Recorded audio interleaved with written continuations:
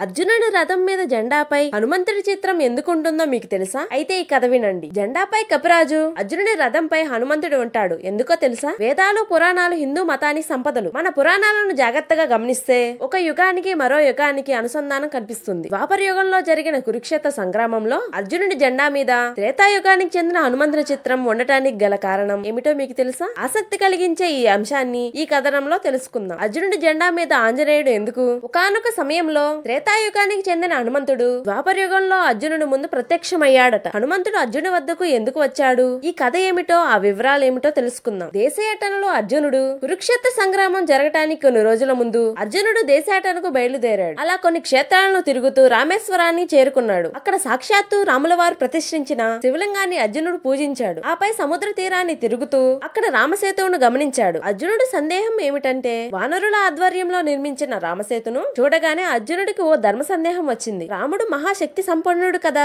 గొప్ప విల్లుకాడు కదా, అలాంటి రాముడు కోతుల సహాయంతో సేతువును నిర్మించడం ఏమిటి? తనే స్వయంగా బాణాలతో ఓ దృఢమైన వంతెనను నిర్మించవచ్చు కదా అని అర్జునుడు మనసులో అనుకున్నాడో లేదో, శ్రీరాముడి ధ్యానంలో ఉన్న హనుమకు ఆ సంగతి తెలిసిపోయింది. సామాన్య వానరుడిలా అర్జునుడి వద్దకు అర్జునుడి సందేహం తీర్చడానికి హనుమ అర్జునుడి వద్దకు చేరుకున్నాడు. మీరు ఏదో సమస్యతో మదన పడుతున్నట్లు ఉన్నారు, ఏమిటి విషయం అని హనుమ అర్జునుడిని అడిగాడు. దానికి అర్జునుడు తన మనసులోని సందేహాన్ని ఆ వానరంకు తెలిపాడు. అర్జునుడి సందేహాన్ని విన్న హనుమ, రాముల వారు బాణాలతో సేతువును నిర్మించలేక కాదు, కానీ కొన్ని కోట్ల మంది వానరులు ఆ వంతెన మీదుగా ప్రయాణించాలి అంటే రాళ్లతో నిర్మించే సేతువే సురక్షితమని తలచి రాముడు వానరులతో వంతెనను నిర్మింపజేశాడు అని హనుమంతుడు అర్జునుడి సందేహాన్ని తీర్చాడు. హనుమంతుడు ఇచ్చిన సమాధానానికి అర్జునుడు ఏకీభవించలేదు. పైగా రాముల వారు బాణాలతోనే వారధిని నిర్మించి ఉండాల్సిందంటూ వాదనకు దిగాడు. క్రమేపీ మాటా పెరిగింది. ధర్మ సందేహం కాస్త గొడవకు దారితీసింది. అర్జునుడికి హనుమ సవాల్. హనుమంతుడు అర్జునుడితో ఇలా అన్నాడు: నువ్వు గొప్ప విల్లుకారుడివి అని నీ నమ్మకం కదా, సాక్షాత్తు ఆ రాముల వారిని అనుమానిస్తున్నావు కదా, మరి బాణాలతో నువ్వు వంతెన కట్టి చూడు, ఆ వంతెన మీద నేను నడుస్తాను, నా బరువుకి తట్టుకుని ఆ వంతెన నిలిస్తే సరే, లేకపోతే నీ ఓటమిని ఒప్పుకుంటావా అని సవాల్ విసిరాడు. అర్జునుని శపథం. హనుమ మాటలకు పంతం పెరిగిన అర్జునుడు,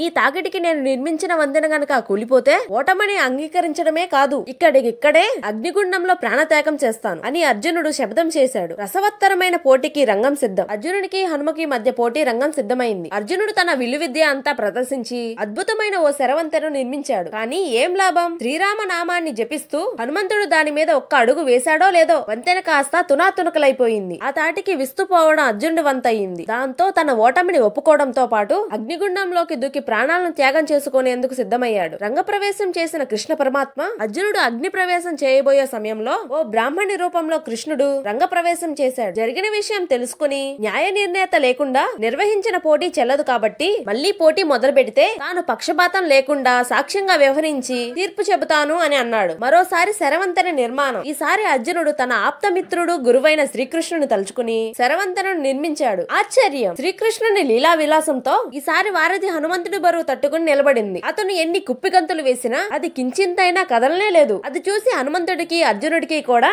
ఏదో అద్భుతం జరిగింది అన్న విషయం అర్థమైంది. అంతా పరమాత్మ లీల. ఆ సమయంలో హనుమకు అర్జునుడికి తమ ముందు ఉన్న బ్రాహ్మణుడు సామాన్యుడు కాదని, సాక్షాత్తు శ్రీకృష్ణ పరమాత్ముడే అని అర్థమయ్యింది. ఎప్పుడైతే వారిలో తామే గొప్పవారు అన్న అహంకారం పోయి జ్ఞానోదయం కలిగిందో అప్పుడు పరమాత్మ వారి ముందు సాక్షాత్కరించాడు. తాను శ్రీరామ అవతారంలో ఉన్నప్పుడు తనను సేవించిన హనుమను శ్రీకృష్ణుని అవతారంలో తోడుగా నిలిచిన అర్జునుడిని స్నేహబంధంతో కలిపాడు. ఇందుకే అర్జునుడి జెండాపై హనుమ చిత్రం. అలా హనుమ అర్జునుడి మధ్య చికిరించిన స్నేహంతోనే అర్జునుడి జెండా మీద ఆంజనేయుడు కొలువై ఉంటాడని అంటారు. మంగళవారం, శనివారం రోజుల్లో ఈ కథను చదివినా విన్నా జయం కలుగుతుందని శాస్త్రవచనం. జై శ్రీరామ్, జై హనుమాన్.